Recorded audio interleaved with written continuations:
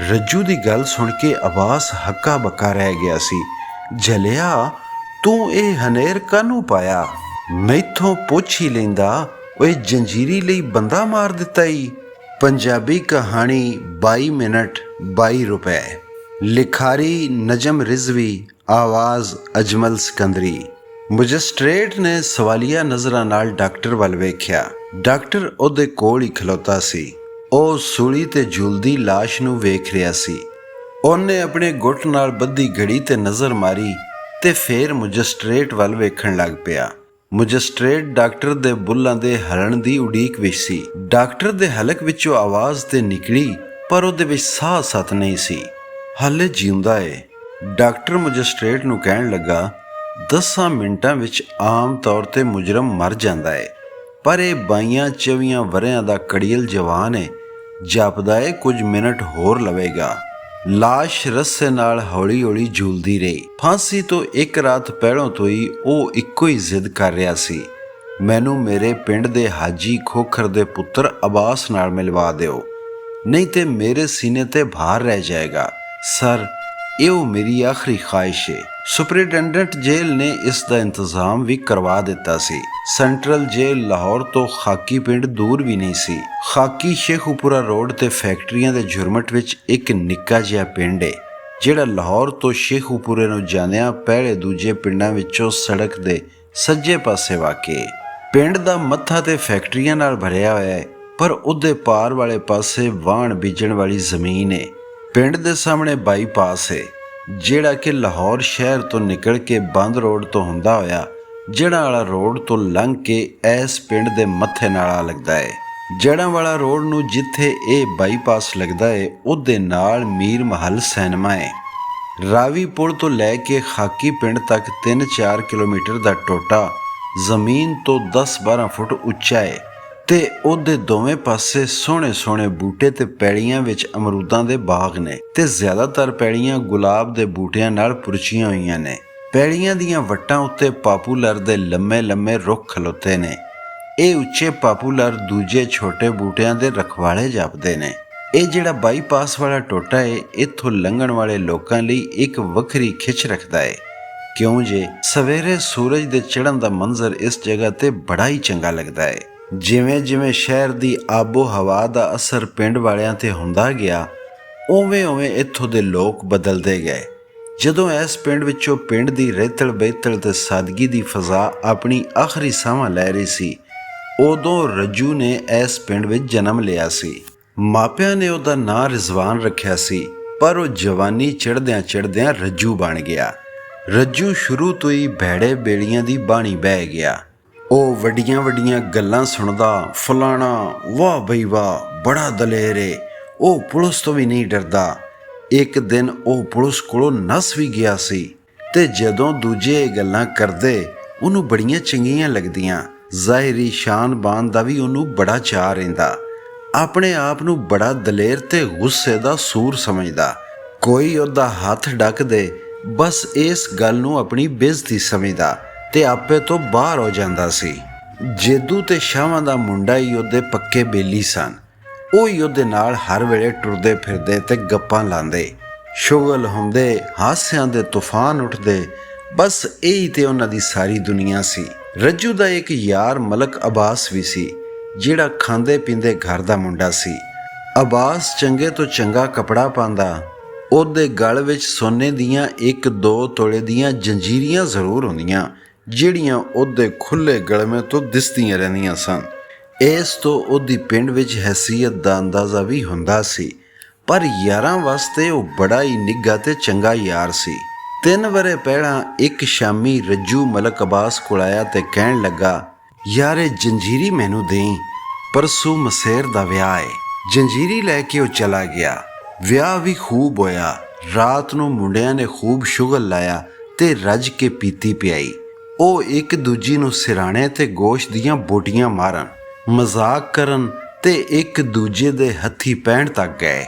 ਇਸ ਸ਼ੁਗਲ ਵਿੱਚ ਰੱਜੂ ਦੀ ਜ਼ੰਜੀਰੀ ਕਿਸੇ ਨੇ ਤੋੜ ਦਿੱਤੀ। ਸਵੇਰੇ ਜਦੋਂ ਨਿਸ਼ਾਰਨ ਹੋਇਆ ਤੇ ਉਹਨੇ ਜੰਜੀਰੀ ਬਾਰੇ ਸਾਰਿਆਂ ਯਾਰਾਂ ਬੇਲੀਆਂ ਕੋਲੋਂ ਪੁੱਛਿਆ। ਜੰਜੀਰੀ ਨਾ ਮਿਲਣਾ ਸੀ ਤੇ ਨਾ ਮਿਲੀ। ਢੇਰ ਦਿਨਾਂ ਪਿੱਛੋਂ ਵੀ ਮਲਕ ਅਬਾਸ ਨੇ ਜੰਜੀਰੀ ਬਾਰੇ ਨਾ ਪੁੱਛਿਆ ਤੇ ਨਾ ਰੱਜੂ ਨੇ ਉਹਨੂੰ ਜੰਜੀਰੀ ਮੋੜੀ। ਰੱਜੂ ਨੇ ਇਹ ਗੱਲ ਸ਼ਾਹ ਅਤੇ ਜੇਦੂ ਨਾਲ ਵੀ ਕੀਤੀ ਤੇ ਉਹਨਾਂ ਇੱਕ ਪੱਕਾ ਇਰਾਦਾ ਕਰ ਲਿਆ। ਉਸ ਰਾਤੀ ਜੁਮੇ ਨੂੰ ਰੱਜੂ ਤੇ ਉਹਦੇ ਬੇਲੀ ਆਖਰੀ ਸ਼ੋਅ ਟੁੱਟਣ ਤੋਂ ਕੁਝ ਚਿਰ ਪਹਿਲਾਂ ਹੀ ਸਿਨੇਮੇ ਤੋਂ ਨਿਕਲ ਆਏ। ਸ਼ੋਅ ਟੁੱਟਾ ਤੇ ਲੋਕੀ ਵੀ ਟੋਲੀਆਂ ਵਿੱਚ ਸਿਨੇਮੇ ਤੋਂ ਨਿਕਲਣ ਲੱਗ ਪਏ। ਜਿਨ੍ਹਾਂ ਬਾਈਪਾਸ ਤੋਂ ਲੰਘ ਕੇ ਘਰਾਂ ਨੂੰ ਜਾਣਾ ਸੀ ਉਹ ਵੀ ਘਰਾਂ ਤੇ ਪਿੰਡਾਂ ਨੂੰ ਜਾਣ ਲੱਗ ਪਏ। ਲੋਕੀ ਘਟਣੇ ਸ਼ੁਰੂ ਹੋ ਗਏ। ਜਦੋਂ ਬੰਦੇ ਆਉਣੇ ਘਟ ਗਏ, ਰੱਜੂ, ਜੇਦੂ ਤੇ ਸ਼ਾਹ ਵੀ ਬਾਈਪਾਸ ਦੇ ਲਾਗਿਓਂ ਨਿਕਲ ਕੇ ਸੜਕ ਤੇ ਆਣ ਖਲੋਤੇ। ਉਹਨਾਂ ਦੇ ਸਾਹਮਣੇ ਜਿਹੜੇ ਮੁੰਡੇ ਆ ਰਹੇ ਸਨ, ਇਹ ਉਹਨਾਂ ਨੂੰ ਟੁੱਟ ਕੇ ਪੈ ਗਏ। ਰੱਜੂ ਕੋਲ ਚਾਕੂ ਸੀ ਜਿਹੜਾ ਉਹਨੇ ਮੇਲੇ ਤੋਂ ਲਿਆ ਸੀ।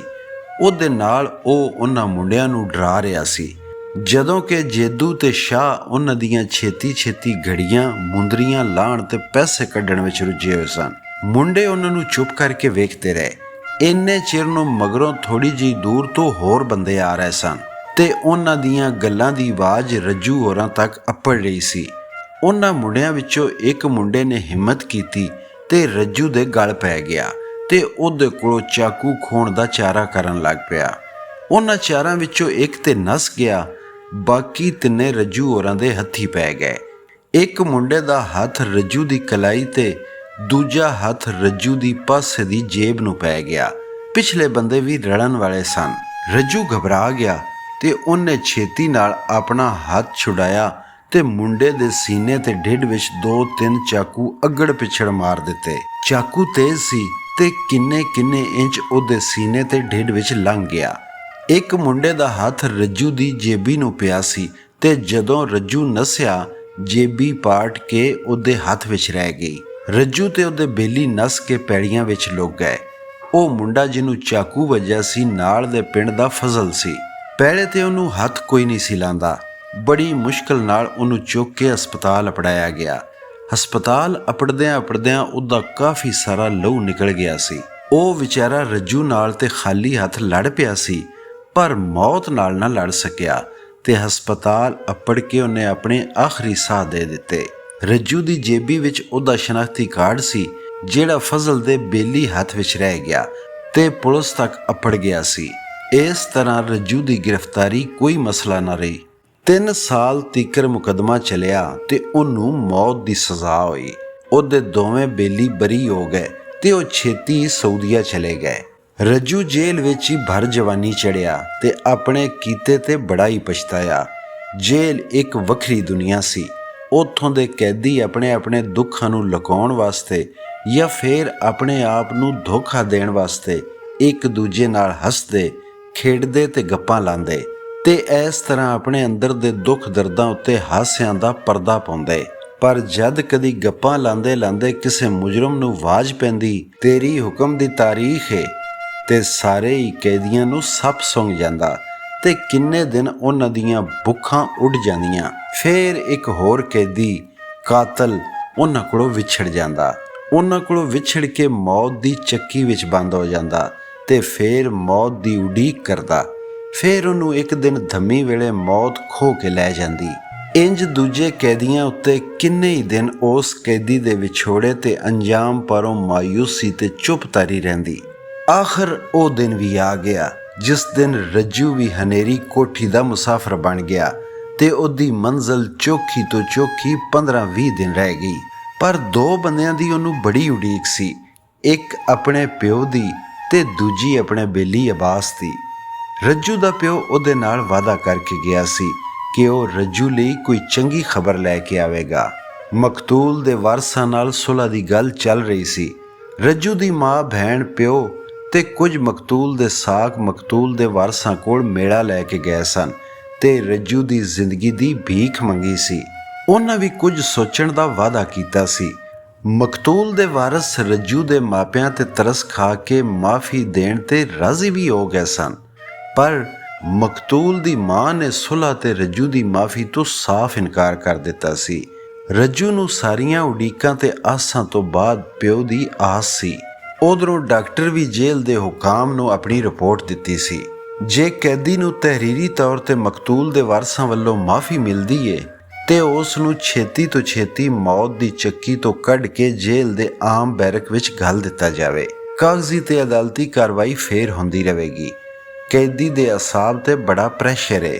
ਇਸ ਤਰ੍ਹਾਂ ਮੁਸਲਸਲ ਕੁਝ ਦਿਨ ਰਹਿਣ ਨਾਲ ਡਰ ਹੈ ਕਿ ਕਿਧਰੇ ਹਮੇਸ਼ਾ ਵਾਸਤੇ ਉਹਦੇ ਪੱਠੇ ਜਵਾਬ ਨਾ ਦੇ ਦੇਣ ਤੇ ਉਹ ਅਪਾਹਜ ਹੋ ਜਾਵੇ। ਫਾਂਸੀ ਤੋਂ ਕੁਝ ਦਿਨ ਪਹਿਲਾਂ ਰਾਤ ਨੂੰ ਰੱਜੂ ਦਾ ਪਿਓ ਦੀ ਮੁਲਾਕਾਤ ਕਰਨ ਆਇਆ ਸੀ। ਹੋਰ ਤੇ ਕੁਝ ਨਾ ਬੋਲਿਆ, ਬਸ ਇਹੀ ਕਹਿ ਸਕਿਆ, ਪੁੱਤਰਾ, ਮਕਤੂਲ ਦੀ ਮਾਂ ਨਹੀਂ ਮੰਨਦੀ। ਬਾਕੀ ਤੇ ਸਾਰਿਆਂ ਜੀਆਂ ਨੇ ਸਾਡੇ ਉੱਤੇ ਤਰਸ ਖਾ ਲਿਆ ਸੀ। ਹਾਂ ਅੱਬਾ, ਮਾਂ ਜੋ ਹੋਈ ਮੈਨੂੰ ਕਿਵੇਂ ਮਾਫ਼ ਕਰੇ? ਉਹਨੂੰ ਮਾਫ਼ ਕਰਨਾ ਵੀ ਨਹੀਂ ਸੀ ਚਾਹੀਦਾ। ਉਹ ਬੜੇ ਹੌਸਲੇ ਨਾਲ ਗੱਲਾਂ ਕਰਦਾ ਰਿਹਾ ਜਿਵੇਂ ਕੋਈ ਗੱਲ ਹੀ ਨਾ ਹੋਈ ਹੋਵੇ, ਪਰ ਅੰਦਰੋਂ ਉਹ ਟੁੱਟ ਭੱਜ ਚੁੱਕਿਆ ਸੀ। ਆਪਣੇ ਪਿਓ ਤੋਂ ਅਥਰੂ ਵੀ ਲੁਕਾ ਰਿਹਾ ਸੀ। ਅਥਰੂ ਪੀਣਾ ਉਹਨੂੰ ਬੜਾ ਔਖਾ ਕੰਮ ਲੱਗਿਆ। ਦੋਵਾਂ ਦੇ ਚਿਹਰੇ ਇੱਕ ਦੂਜੀ ਦੇ ਸਾਹਮਣੇ ਆ ਗਏ, ਇੱਕ ਜਾਲੀ ਦੇ ਅੰਦਰ ਤੇ ਦੂਜਾ ਬਾਹਰ। ਉਹਦੇ ਪਿਓ ਦੀਆਂ ਅੱਖਾਂ ਵਿੱਚੋਂ ਰੋ ਰੋ ਕੇ ਅਥਰੂ ਹੀ ਮੁੱਕ ਚੁੱਕੇ ਸਨ। ਅੱਬਾ, ਮੇਰੀ ਅੰਮਾ ਨੂੰ ਆਖਣਾ ਮੈਨੂੰ ਮਾਫ਼ ਕਰੇ, ਮੇਰੇ ਵਾਸਤੇ ਦੁਆ ਮੰਗਿਆ ਕਰੇ।